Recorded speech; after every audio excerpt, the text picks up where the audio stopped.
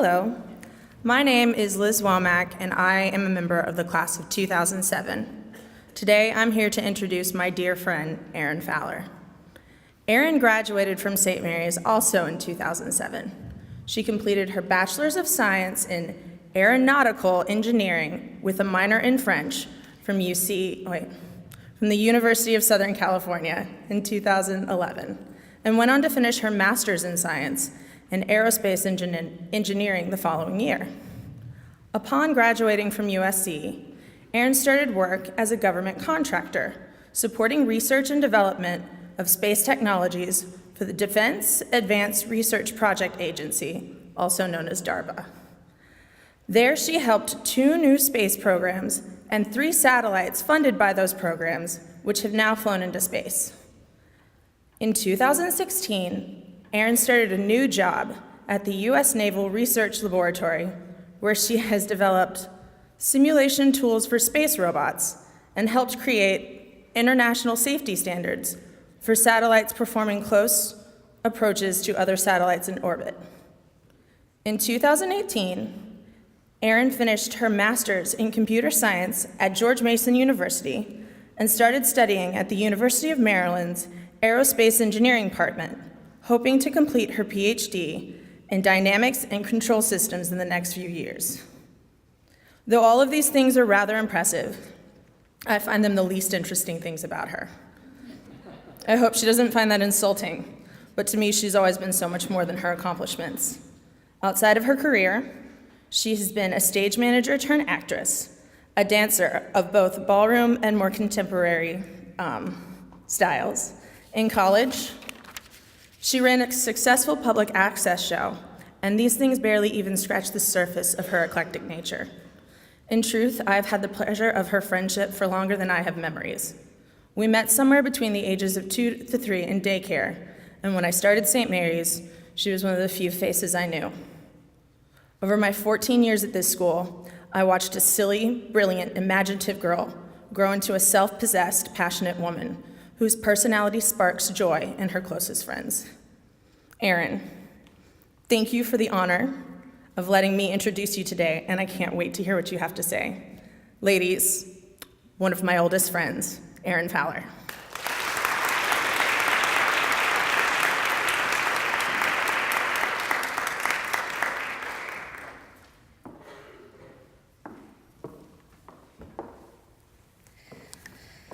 Thank you, Elizabeth, for that kind introduction and for being such a long-term and such a good friend. Good morning, everyone. Almost a year ago, in March of 2018, I was awakened at 1 a.m. from a sound sleep, but by an unexpected phone call. A satellite project that I had worked on since 2011 was being baked in the powerful sunlight in space, and I was called to help decide how to prevent this valuable research project from overheating to the point of destruction.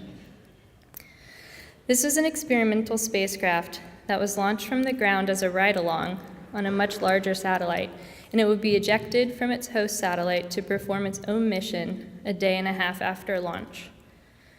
While the 2 satellites were still connected, the small experimental satellite was required to be powered off, and that meant it was not allowed to perform its usual housekeeping activities, like regulating its temperature so that it would not get too cold or too hot before it was ejected. If it became too cold, it could be structurally damaged, but if it overheated, its electronics might be ruined and unable to perform the mission after ejection. The host satellite would provide limited survival heating if the small satellite was starting to get too cold, but we didn't have many options if the satellite started to become too hot. The satellite launched from Cape Canaveral in Florida on a SpaceX rocket, but I stayed in DC and watched the launch live on YouTube since I was planning to be in one of the operations centers in Maryland the next day to wait for the ejection of the small satellite from its host and see the first data sent down from the satellite once it started its mission.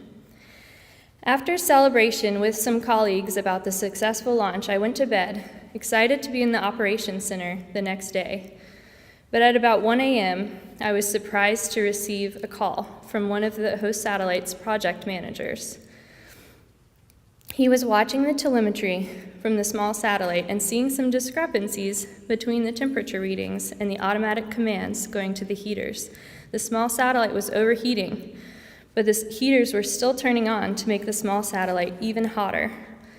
He thought some wires must have gotten crossed, and he wanted to turn the heaters off, but if we turned them off and later found out that the small satellite was too cold, we wouldn't be able to turn the heaters back on.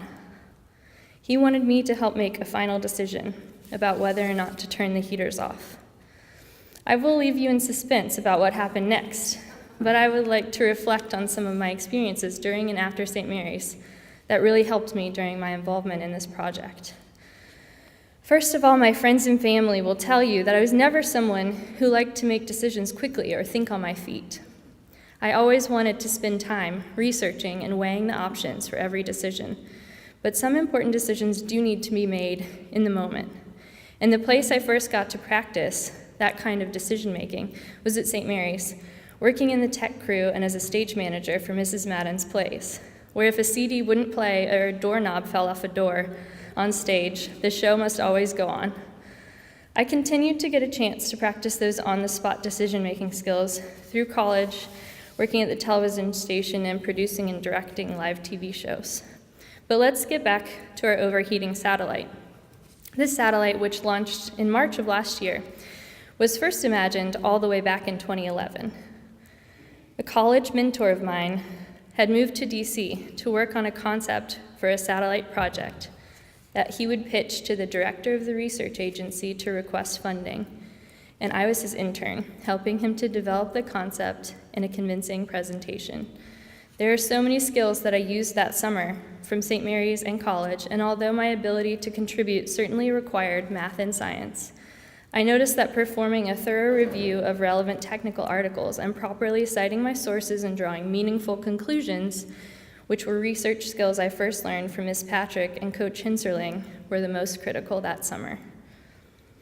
At the end of that summer, my mentor presented the project concept and received funding to pursue the project.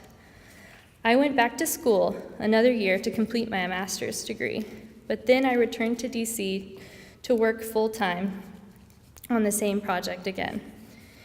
As a recent college graduate, I was one of the youngest people on the project, so I struggled with the question of how could I add value to the project? What was my niche?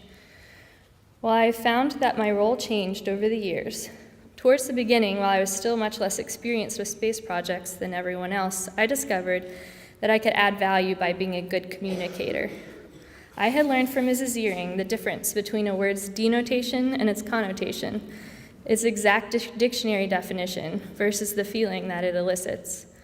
You would be surprised how long our team agonized over what word we should use to describe the ejection of this small satellite from its host to the space research industry, the agency leadership, and the public. One word we chose was not descriptive enough, while the next one sounded too violent and might cause concern. Later in this project, I had become more skilled at discussing the value of the project and making reasonable engineering judgments about its progress. But of course, then my mentor offered me a new challenge by asking me to coordinate between the engineers building the small satellite and a new group becoming involved in the final stages of the project, the ground station operations team. This group were critical to the project because they would work out of the operations center in Maryland to receive the first telemetry from the satellite and collect all the research data that would be sent down over the life of the satellite. Operations activities, the day-to-day work that is done to ensure that we are able to control satellites and receive information from them, were totally foreign to me, and I again had to call on skills I had been taught at St. Mary's to learn as quickly as I could while also cultivating communication between these teams to ensure the success of the project. Mrs. Brundage taught me how to organize my thoughts with mind maps and other note-taking skills, and Mrs. Parker taught me that sometimes knowing the answer is not as important as asking good questions. That operations center is where I was sitting the day after I received that nerve-wracking phone call. We had decided to turn off the heaters, and everything had worked out. The small satellite had just barely stayed within its temperature limits, and I was there to watch a video of the satellite as it ejected from its host, and there to see the first data come down, proving that the satellite was alive and able to perform its mission. It was such an exciting moment for me, and it has inspired me to pursue a PhD in aerospace engineering so that I can continue to develop research concepts for new satellites. I have recently started my PhD work, and I am finding that it is again challenging me and requiring me to learn new skills and call on previous lessons in new ways. At St. Mary's, I had done pretty well in math, thanks to many good math teachers, including Mrs. Bettis, Miss Lytle, Miss Hogan, who taught me that math is really a language and introduced me to the drama of Flatland. But when I reached Algebra 2 and Calculus, concepts didn't make sense to me quite as quickly as they had in previous classes. Mr. Miller taught me the importance of sticking with it as classes become more difficult, which is an increasingly relevant lesson. In my projects, I have seen that someone who is willing to stick with it can be just as key to a project as someone who finds math or science easy.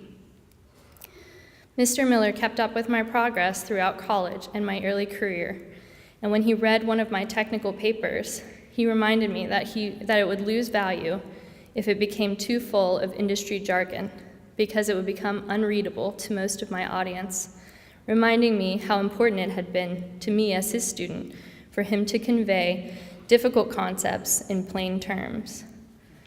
While studying and working in the field of aerospace engineering, I have seen where an engineer can benefit from experiences and skills outside of pure science, technology, engineering, and math. I remember traveling the world with Madam Quinn and Madam Bell, learning from Mrs. Mulrooney that it always behooves you to make eye contact, appreciating epic poetry and Shakespeare with Ms. Goodman and Mrs. Ray, spending time outside capturing countless butterflies on camera for Dr. Stakely, lighting things on fire with Mr. Volpe, enjoying field day and receiving plenty of encouragement despite my mediocrity in track and cross country from Mr. and Mrs. Pitts and Mrs. Earing, learning that proper spelling for so many homophones from Mrs. Belskis, and learning not just music history and theory, but also humor and proper posture from Doc and Mrs. Millen. Finally, I cannot imagine what I would do without my St. Mary's friends, who taught me how to recognize a true friend and how to build a support system, and my very successful and inspiring sisters, who also went to St. Mary's, all of whom remain my friends and support system today. These experiences, skills, and support network have been important to me in my career, and they have shaped my ability to contribute to projects, tackle each new challenge, and even seek out new challenges, knowing that I have all sorts of unique tools that I can bring to bear. I hope all of you find unique and creative ways to use the tools and experiences you're gathering throughout your academic experience in your future career. Thank you.